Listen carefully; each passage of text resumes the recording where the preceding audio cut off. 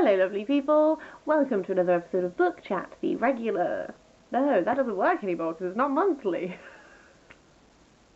It's a Book Chat wrap-up, guys. I've lost the jingle. We're here. Doobie doobie doobie doobie doobie doobie doobie doobie doobie doo. Doobie doobie doobie doobie doobie doobie doobie doobie Sophie Vlogs.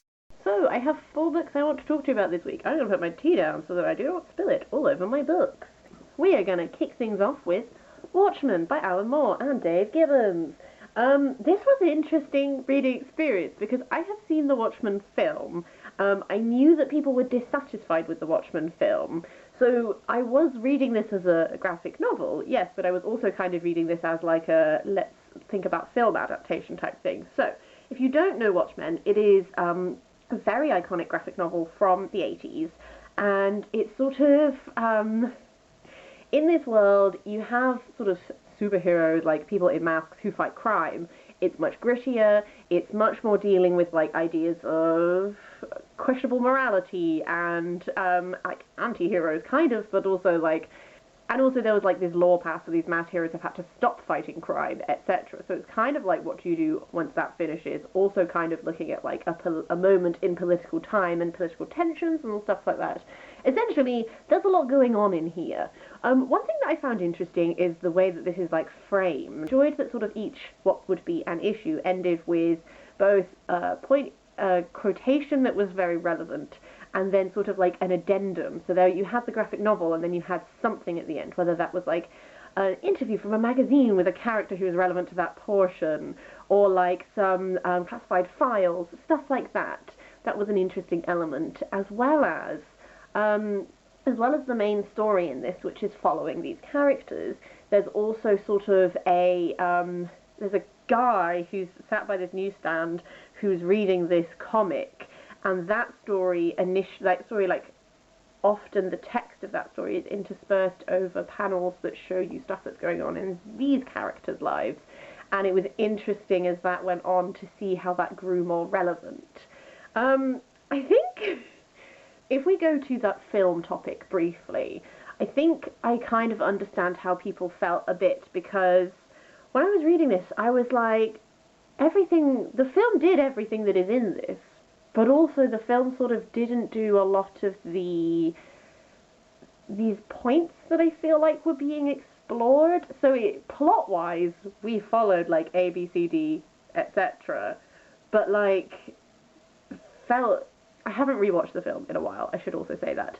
And I did enjoy the film when I watched it.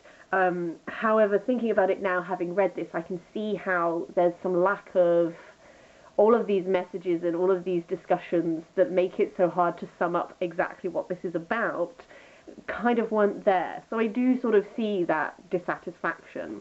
I feel like this has given me a lot to think about. There's a lot of commentary on, like, characters' actions. I'm finding it very hard to discuss this without just diving into spoiler territory, because there is a lot of discussion to do with, like, what is morally right, topics of, like, the greater good, stuff like that.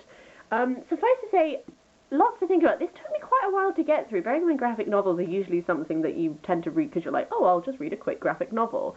This one both did have a lot of text at times, but then also, like, just what was happening and the types of things it's making you think about meant that I kind of took my time with it. So it wasn't really a super quick read, but it was a read that I think is probably going to be one that I think about, because, like, do I like any of these characters? Probably not. I feel like a lot of people really like Rorschach because he kind of has principles, even though those principles don't always match up with, like, what you would necessarily say is, like, right to do to people. I don't know. Certain characters were more compelling than others. I didn't really find Laurie a very compelling character. Dr. Manhattan is interesting because he is so detached, because he's not a human anymore. There is a detachment from humanity, which makes him sometimes... I wouldn't say I connected emotionally to Dr. Manhattan because, like, he's not existing on the same emotional plane as I do. I will say that he leads to some very interesting discussions and thoughts and stuff like that.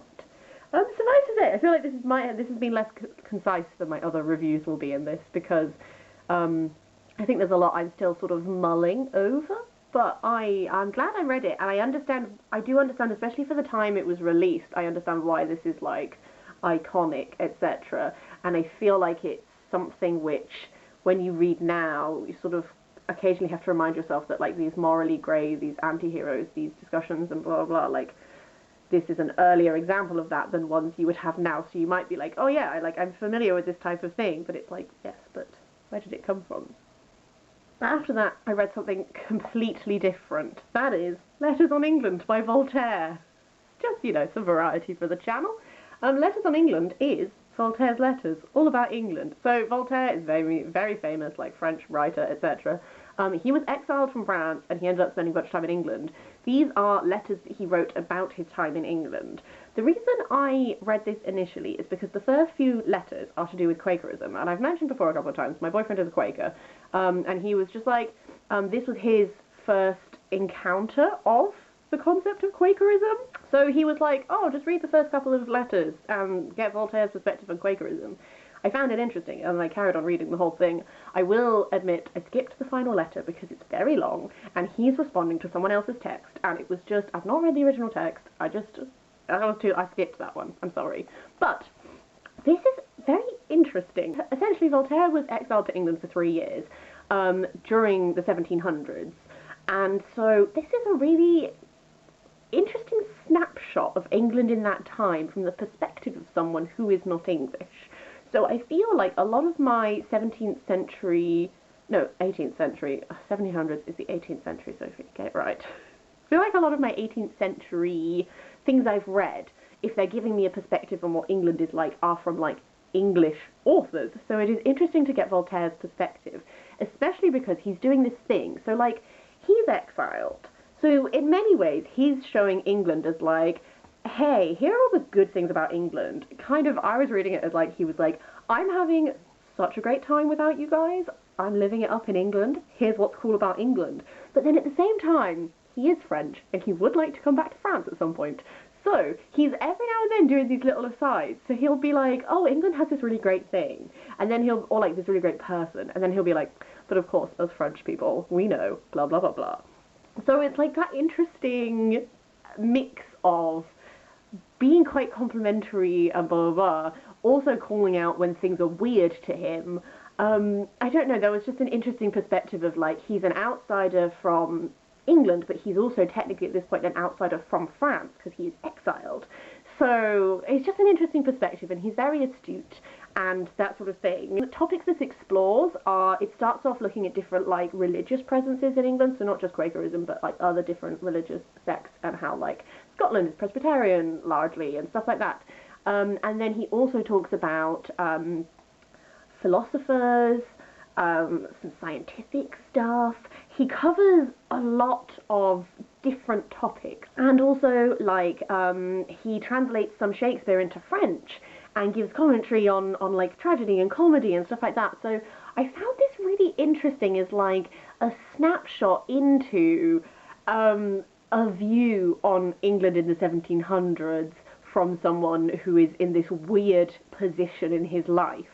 I don't know, it was, I enjoyed it more than I had thought. I was just going to read the chapters on Quakerism initially and then hand it back. But actually, it was an interesting thing, and I think, again, it's given me things to think over, and I think it's going to affect how I then read things that are from English perspectives on that time. The next book I'm going to talk about is a really bloody great book. I had such a great time reading this. That's The Fifth Season by N.K. Jemisin. I have mentioned this a number of times on my channel, as I'm sure you know if you watch my videos regularly, because I kept meaning to read it, didn't get round to it. I have now read it.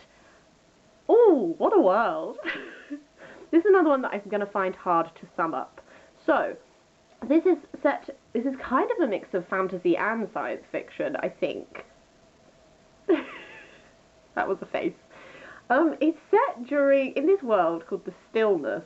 Essentially, this place has, every couple of hundred years or so, they have like, some sort of major disaster happens, so that a lot of the time it's like to do with earth shakes and stuff like that. Like, essentially it's constantly going through this cycle of like humans living, existing, and then like this thing happens, and then you have these different seasons, and different seasons are like marked by like okay, this time it was like a volcano erupted and there was no sunlight for like 2 years and stuff like that. And then other times it's like a fungal thing happened and then there was a famine. And it's just like exploring this world in which you're living your life, but you have to constantly be prepared for this thing that may never happen in your lifetime, but if you're not prepared enough and it does happen in your lifetime, then you're absolutely screwed.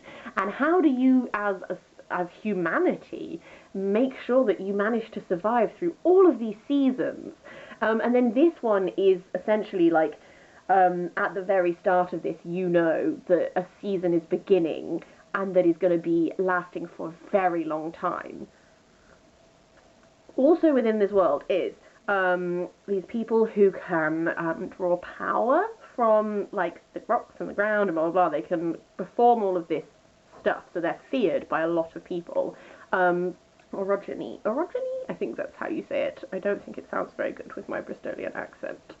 And then there are guardians, and then if these people have these powers, they're supposed to be sent to this place to be trained, where you have these guardians who are supposed to control them. That's all I'll go into plot-wise, because I don't want to spoil any plot things. Essentially, we have a couple of different perspectives in this that is interesting to see how they come together. I had some theories about how they would come together, which were proved correct, but that didn't spoil my enjoyment. It just meant that, sometimes things you're like making guesses because you've been given information, and that's good. So suffice to say, I thought the world building of this was super interesting. There was a lot of time where I was like, I'm not entirely certain what's happening, but in kind of a good way, because I was being fed information at the right point. It took me a while to get into this because I started it when I was full of a cold, because that's what my winter has been. So I sort of crept in a little bit, and then I really settled in, devoured the rest of it in about 2 days.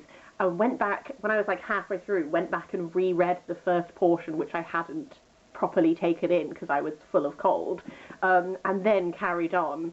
I just thought that there were some really great ideas. I'm very intrigued about where this is going, because this is the first book in a trilogy. I will definitely be continuing the trilogy.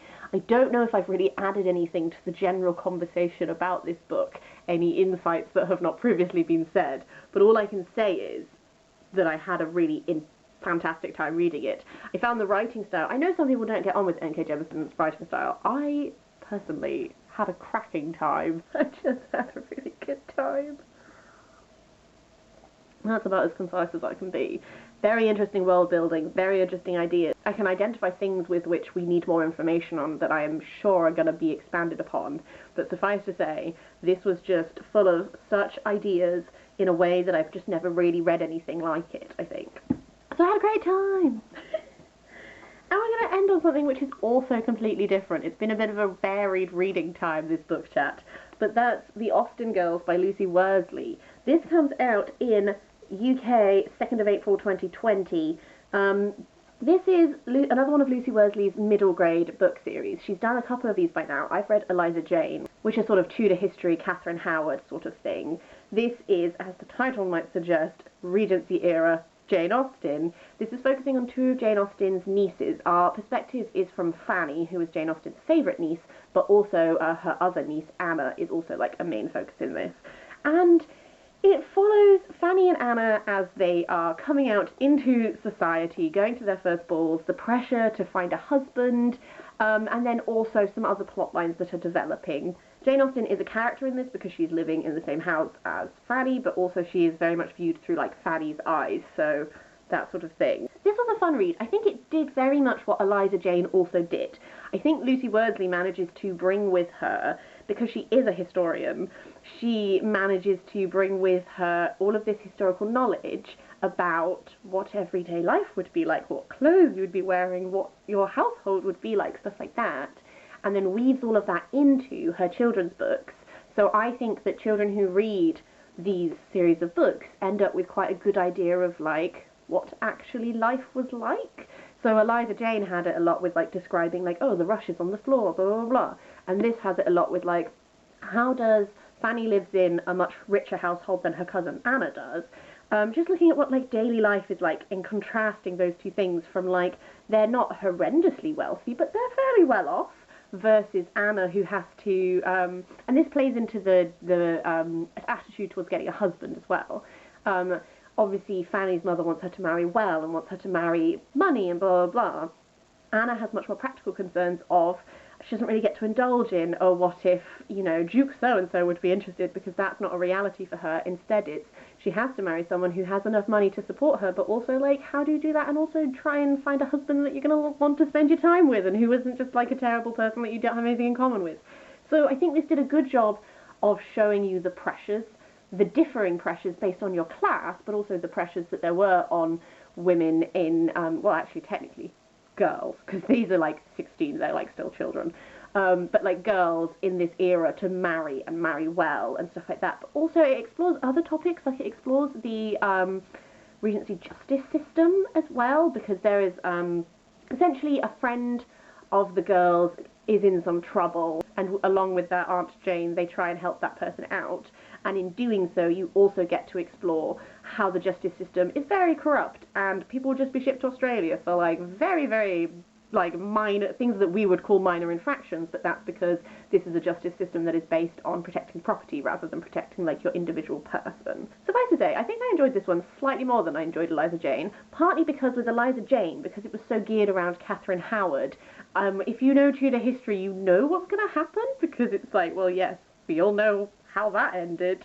Whereas with this, because I'm not super familiar with Jane Austen's family and stuff like that, I was more gripped by the plot because I didn't know what was going to happen, although because it is a middle grade book, you can see the plot threads as they develop. That's everything I wanted to talk about this week. As per usual, have you read any of these? I'd love to hear your thoughts on them if you have, or just any thoughts you have in general. Always welcome. Do leave a comment down below. Otherwise, I will see you next time for something different.